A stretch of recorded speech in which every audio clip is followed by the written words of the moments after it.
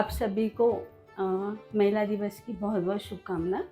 और मैं सागर परिवार अग्रवाल परिवार को बहुत बहुत धन्यवाद देती हूँ कि उन्होंने आज हमें यहाँ पे बुला के हमारे काम को सराहा और हमको आज यहाँ पर सम्मानित किया, इसलिए बहुत बहुत धन्यवाद देती हूँ। उड़ान ग्रुप जो जालना में शुरू किया था, मैंने 8 से 10 महिलाओं से ये ग्रुप शुरू किया था, जो कि घर से काम करती है, जैसे मेस चलाना, पार्लर चलाना, स्टिचिंग करना। तो मैंने सोचा नहीं था कि इतनी महिलाएं आगे आएंगी इसमें, और इतना टैलेंट भरा हुआ होगा महिलाओं में, कि जो छोटी छोटी गलियों में काम करती है। हमें कुछ भी लगता है तो हम सीधा शॉप पे जाते हैं या मार्केट में निकलते हैं।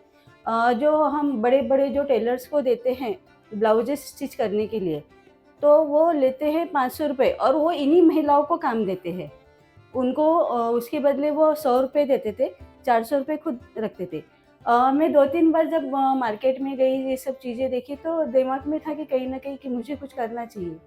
तो 8 से 10 महिलाओं से शुरू किया था। फिर हमारा पहला मीटिंग हुआ, उसमें सुजाता ताई भी हमारे साथ में थे। फिर सबके स्टेटस पे था कि उड़ान ग्रुप का मीटिंग हुआ, काफ़ी लोग जुड़े हमारे साथ में। इतना टैलेंट है महिलाओं में कि हम सोच भी नहीं सकते हैं। अभी हमको झट से कुछ चाहिए होता है तो उस ग्रुप में मिलता है। सरला भाभी भी हमारे ग्रुप में है। खाना बनाने वाली, मेस वाली, चलाने वाली, पार्लर, मेहंदी, मालिश वाली, जो चाहिए वो। उसके साथ में जेंट्स का भी एक ग्रुप है, तो उसमें भी ऐसे ही है, जो वॉशिंग मशीन रिपेयर ये वो करते हैं सभी काम। अभी दूसरा मुझे बोलना ऐसा है कि आपके पास में इतना टैलेंट है, तो उसको आगे लाओ। लोग सोचते हैं क्या तो काम करना है, ये नाम रखेगा, वो नाम रखेगा। नाम रखने के लिए काम नहीं करना है, अपना टैलेंट बाहर लाना है हम लोगों को। ऐसा कोई नहीं है कि जिसके अंदर टैलेंट नहीं है, सभी के अंदर टैलेंट रहता है, पर उनके अंदर उतना ये नहीं रहता है कि हम आगे आए और हम कुछ करें, डरते हैं। उनके अंदर कॉन्फिडेंस आना बहुत ज़रूरी है, इसीलिए ये ग्रुप बनाया था मैंने। और रहता है, डिस्टर्ब रहती है महिलाएं घर में, हमने काफ़ी टाइम देखा है इसमें कि छोटी छोटी बातों पे रोना आता है, जैसे मैम ने बताया। लेकिन उनका जो डिप्रेशन है वो काफ़ी हद तक बढ़ चुका है। तो इस डिप्रेशन को भी हम दूर करने के लिए हमारा नया प्रोजेक्ट शुरू किए हैं अभी, कि एवरी संडे हमारे घर पे आना है, और वहाँ पे आके आपका जो भी प्रॉब्लम रहता है वो हमें बताना है। उसमें सभी के नाम गुप्त रहते हैं। एक ब्रॉडकास्ट बनाया है, ग्रुप भी नहीं बनाया है कि हमारे पास में कौन आता है, किससे बात करना है या कैसे करना है करके।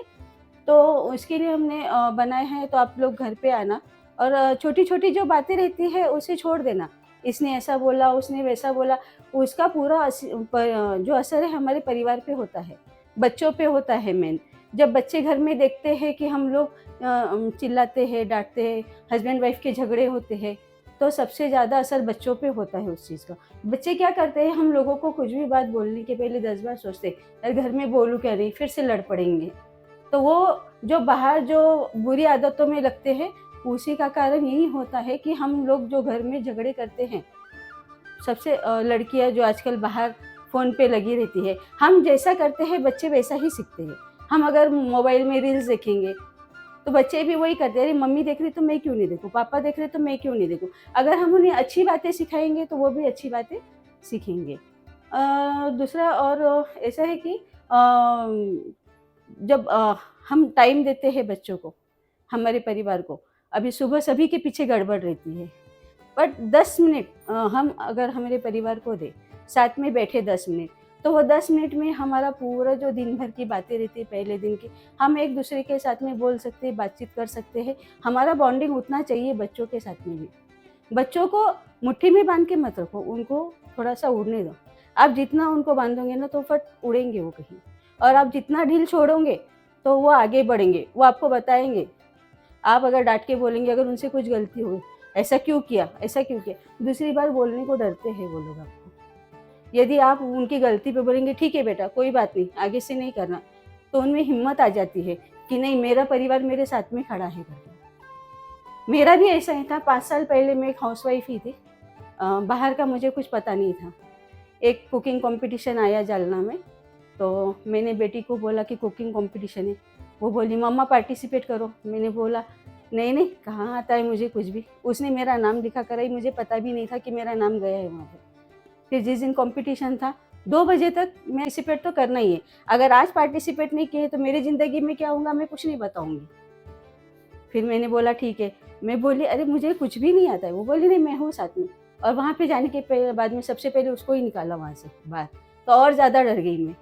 फिर जब रिज़ल्ट का टाइम आया तो मेरा फर्स्ट नंबर आया वहाँ पे। तो मैं हूँ अन्नपूर्णा, मेरा फर्स्ट कॉम्पिटिशन था जालना में। तो जब उसने बोला बाहर, जब हम एक जगह पे गए अग्रवाल समाज में, तो उन्होंने पूछा किसकी बेटी है? अभी तक वो उसके पापा का ही नाम बोलती थी।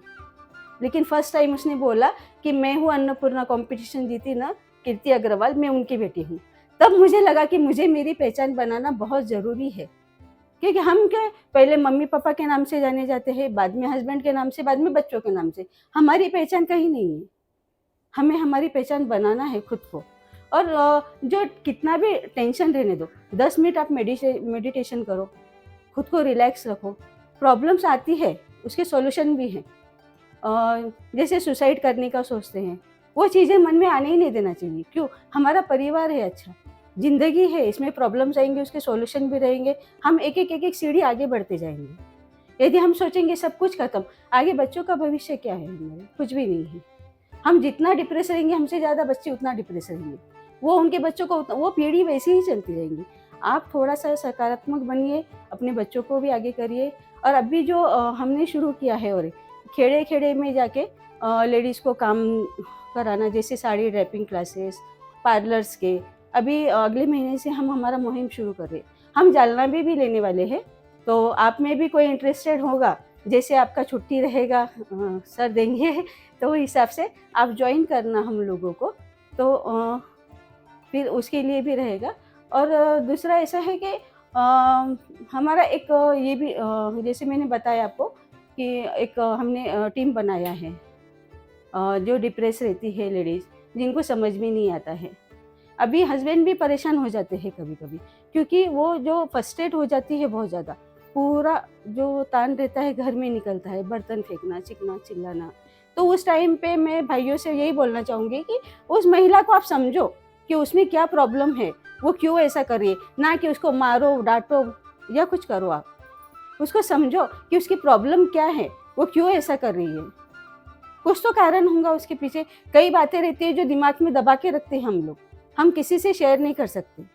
शेयर करना है आपको तो आपके हस्बैंड से करो, आपके मम्मी-पापा से करो, बाहर किसी से मत करो। बाहर कोई आपकी आप एक को बोलेंगे वो 4 को जाके बोलेगा। बाहर कोई हेल्प नहीं करेगा आपकी। आपको जो करना है अपने परिवार की बातें, अपने अपने बच्चों को अपना फ्रेंड बनाओ। आपके बच्चे आपके फ्रेंड रहेंगे तो आपके लिए वो अच्छा रहेगा। आपका हस्बैंड आपको समझ के लेगा, अगर आप सही तरीके से, सही मायने से उनको बोलोगे तो। क्योंकि वो भी दिन भर काम करके आते हैं, घर में देखते हैं वही झगड़ा, वही टंटा, फिर वो ड्रिंक करते हैं, फिर वो प्रॉब्लम का सॉल्यूशन होता ही नहीं है वो। हम लोगों को क्या करना है कि फैमिली में ही बॉन्डिंग करना है। अभी रोज़ लोग जाते हैं, आप भी मंदिर जाते होंगे भगवान के पास में। भगवान तो हम घर में भी रहे तो हमारे साथ में रहता है। हम अगर ज़िंदगी में आखिरी सांस तक हमारे साथ में ही रहेगा। लेकिन हमारे माता-पिता कुछ टाइम तक हमारे साथ में रहते हैं। तो मैं सभी से यही बोलूँगी कि सुबह 15 मिनट तो भी अपने मम्मी-पापा को देना आप। आप काम पे भी रहो तो एक दोपहर में कॉल करना उनको, आपने खाना खाया है क्या? एक वाइफ़ को कॉल करना। आप लेडीज़ भी रहती तो आप घर पे एक बार कॉल करना, आपने खाना खाया है क्या? ये हम निकल गए घर में सुबह से, घर की तरफ दिन भर ध्यान ही नहीं दिया। तो ये चीज़ें नहीं होनी चाहिए। हमको हमारी फैमिली को सँभाल के रखना है। और बच्चों को ऐसी छूट दो कि वो आपसे हर चीज़ आके बोले, ना कि बिगड़े। हम अगर घर में उनको समझेंगे नहीं, तो वो बाहर जाके जो बाहर अभी लड़कियाँ जो शादी कर लेती हैं, उसका मेन कारण यही होता है कि उनको पेरेंट्स समझते नहीं हैं घर में, इसीलिए वो बाहर जाती है। अगर उनका कुछ रहेगा तो पहले आपको घर पे आके बोलेंगे, मम्मी-पापा ऐसा है, मेरा वैसा है। और उसे डाँटना नहीं है, क्योंकि ये जो रहता है ना लव वगैरह, ये तो एक एज के बाद में आता ही है, सभी में रहता है वो। तो वो टाइम को समझ के लो बच्चों को आप भी कि नहीं मुझे समझाना है बच्चों को, ये अभी टाइम नहीं है तुम्हारा, अभी तुम पढ़ाई करो, आगे बढ़ो। जब सही टाइम आएगा तुम जिससे बोलोगे उससे हम शादी करा के देंगे आपकी। और फैमिली अच्छी रहती है ना तो हर इंसान आगे बढ़ता है। जैसे मेरी फैमिली ने मुझे सपोर्ट किया, मैं जयपुर तक गई, कॉम्पिटिशन जीत के आई, दिल्ली गई, मुझे मेरे हस्बैंड बोलते चल चलना है क्या, मैं लेके चलता हूँ। बेटा एग्जीबिशन में मेरे साथ में खड़े रहता है एकदम साये की तरह। वो किसी की बैग्स भी उठा के लेके जाता है, किसी का कुछ भी। उसे भी बोलते जैसा मम्मी वैसा बेटा। तो वैसे आप लोगों को भी वही काम करना है कि अपने बच्चों को संभाल के रखना है, अपने मम्मी पापा को टाइम देना है। ऐसे नहीं वो आगे बोलते हैं, वो जो बूढ़े लोग रहते हैं ना, तो वो बोलते हैं बार बार एक चीज़, लेकिन उसे इरिटेट मत हो। उनको समझो आप कि वो क्या बोलना चाहते हैं। वो सिर्फ आपका टाइम मांगते हैं। आपको ये नहीं बोलते कि मुझे सोना ला के दो, चांदी ला के दो, ये दो वो दो। वो सिर्फ कुछ आपका टाइम मांगते हैं, बस उतना टाइम ही चाहिए है उनको। बस इतना बोल के मैं अपना